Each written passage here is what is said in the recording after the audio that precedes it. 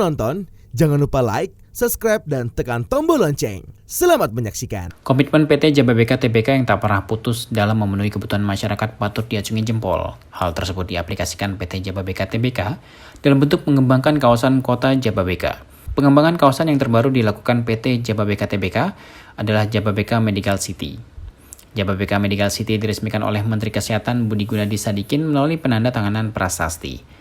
Hadir pada acara peresmian ini, diantaranya founder dan chairman PT Jababeka Tbk Setiono Juandi Darmono, Profesor Joni Haryanto, staf ahli Menteri Pendidikan, Kebudayaan Riset dan Teknologi bidang inovasi, Siti Fadilah Supari, Menteri Kesehatan Republik Indonesia periode 2004-2009, Bambang Sudibyo, Menteri Pendidikan Nasional periode 2004-2009, pimpinan-pimpinan dari Pemprov Jawa Barat, pimpinan-pimpinan dari Kabupaten Bekasi, pimpinan tenan-tenan perusahaan industri, pimpinan perusahaan nasional, kepala rumah sakit umum daerah dan swasta, dan ID Bekasi.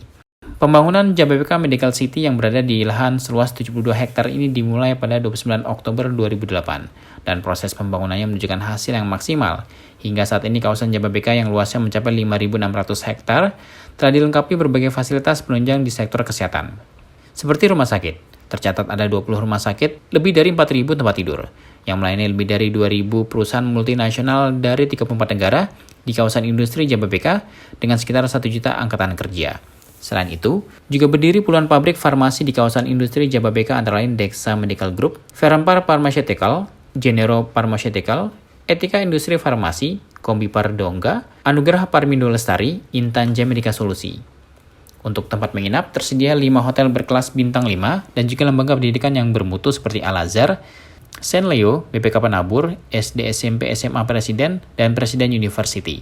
Infrastruktur di Jababeka Medical City merupakan infrastruktur standar WHO untuk menampung wisatawan asing berobat. Menurut Darmono, ekosistem yang ada di kota Jababeka sudah lengkap di mana bisa membantu mendukung Jababeka Medical City. Kendati demikian, Darmono memastikan pengembangan akan terus dilakukan. Darmono menambahkan bahwa langkah awal Jababeka Medical City bisa dimulai menjadi tempat perawatan bagi masyarakat lokal maupun asing, bukan berobat. Karena kawasan Jababeka sebenarnya sudah bisa mendatangkan turis-turis dengan ekosistemnya yang lengkap. Misalnya seperti bagaimana menjalankan pola hidup sehat, check up selalu rutin, menjalankan makan yang sehat, mendapatkan nasihat dari dokter. Dengan ekosistem yang lengkap ini, sebetulnya kita sudah bisa mendatangkan turis-turis untuk datang ke Medical City, bukan berobat, tapi pertamanya mungkin adalah perawatan.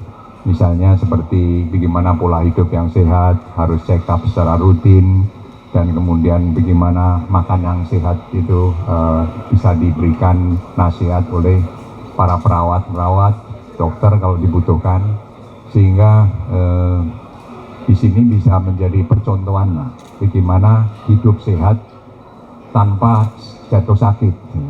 Kalau kita sehat, dirawat terus kan, sehingga tidak sampai sakit, biaya kesehatan jadi murah, dan juga semuanya jadi lebih baik. Oke, ya.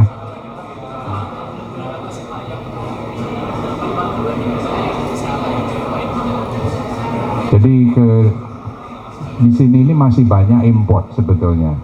Bahan-bahan peralatan kedokteran itu masih 90% lebih import. Terus juga bahan-bahan baku untuk obat-obatan juga import. Nah, ini harus bisa diproduksi sendiri di Indonesia, terutama di kawasan-kawasan seperti Jababeka ini, yang semua peralatannya, infrastrukturnya sudah mendukung. Pasarnya juga sudah siap. Banyaknya orang-orang asing yang bekerja di Bekasi, Kerawang ini adalah potensi pasar yang bisa dimanfaatkan. Belum lagi nanti ditambah kalau ini menjadi wisata kesehatan. Tidak hanya orang Indonesia yang keluar negeri ke Singapura terus atau ke negara lain yang tingkat kesehatan tinggi, tapi justru kita juga bisa mendatangkan turis-turis yang datang ke sini karena mau sehat dan mau berobat. Sementara itu, Menteri Kesehatan menyampaikan apresiasi kepada Jababeka yang telah mengembangkan konsep pembangunannya pada sektor kesehatan. Jababeka Medical City ikut membantu hadirnya pelayanan kesehatan di masyarakat lebih optimal. Hal itu karena Kementerian Kesehatan Republik Indonesia butuh kerjasama lintas sektor, termasuk pihak swasta, dalam penyediaan pelayanan kesehatan optimal. Bahwa salah satu Medical City ini bisa dari medical equipment-nya, bisa dari medical education-nya, bisa juga dari medical servicesnya ya. Dan medical education kan saya lihat udah ada nih perguruan tingginya. Itu saya bilang bahwa kita kebutuhan dokter dan dokter spesialis itu tinggi sekali.